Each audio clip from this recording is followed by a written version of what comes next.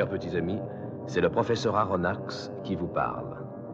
Par ce bel après-midi de mai 1867, je viens d'embarquer à bord de l'Abraham Lincoln, toujours suivi de mon fidèle domestique Conseil, un brave flamand que j'aime et qui me le rend bien.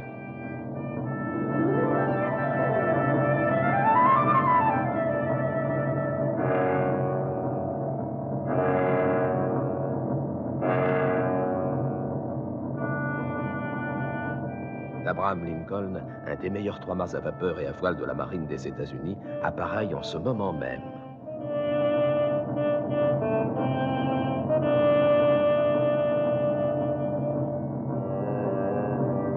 Ces deux cheminées crachent des torrents de fumée noire.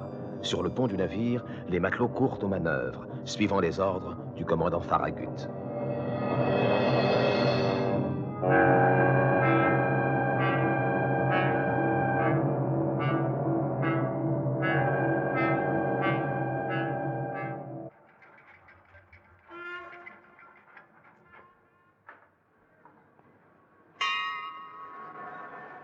Allô, ingénieur. Quelle pression? 3,5, commandant. Faites monter à 5. Nous partons dans un quart d'heure. Bien, commandant. Le commandant Farragut. C'est moi, monsieur? Bonjour, commandant. Je suis le professeur Pierre Aronnax, du Muséum d'Histoire Naturelle de Paris. Le gouvernement des États-Unis m'a invité à suivre votre chasse aux monstres à bord de l'Abraham Lincoln. Je vous attendais, monsieur Aronnax. Soyez le bienvenu. Votre cabine est prête.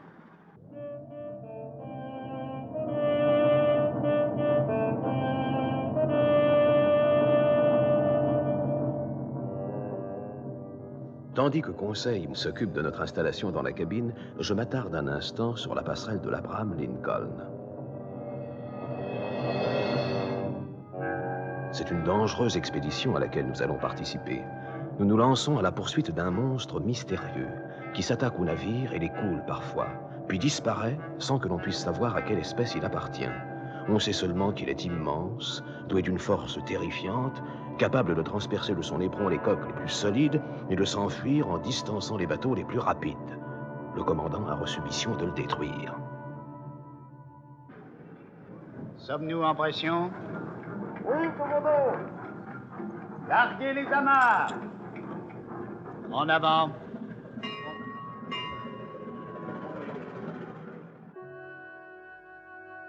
À petite allure, nous descendons la rivière Hudson.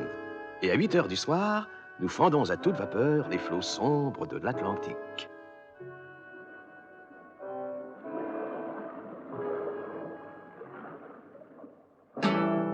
Une histoire du tonnerre, tonnerre de Brest, ça court dans la marine. Faut en prendre un peu et laisser tout le reste. Depuis Jonas et l'arche de Noé, tout ce que les marins ont raconté, c'était fort de café. La mer morte, autrefois, était belle et bien vivante, mais une fois qu'elle m'a pris dans une tourmente, je l'ai tuée, car c'était bien mon droit. Et hissé du cacatois, vive la marine en bois. Bravo, Snoopy! Bravo, mon petit Boc! Chante avec moi! Une histoire du tonnerre, tonnerre de Brest, ça court dans la marine. Faut en prendre un peu et laisser tout le reste. Depuis Jonas et l'arche de Noé, tout ce que les marins ont raconté, c'était fort de café.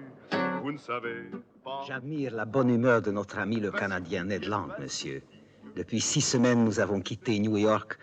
Nous sommes maintenant au début de juillet. Pourtant, il chante toujours avec son phoque pour distraire l'équipage. Nous espérons que vous avez apprécié cet aperçu. Pour continuer à écouter ce livre audio sur Google Play Livres, utilisez le lien dans la description de la vidéo.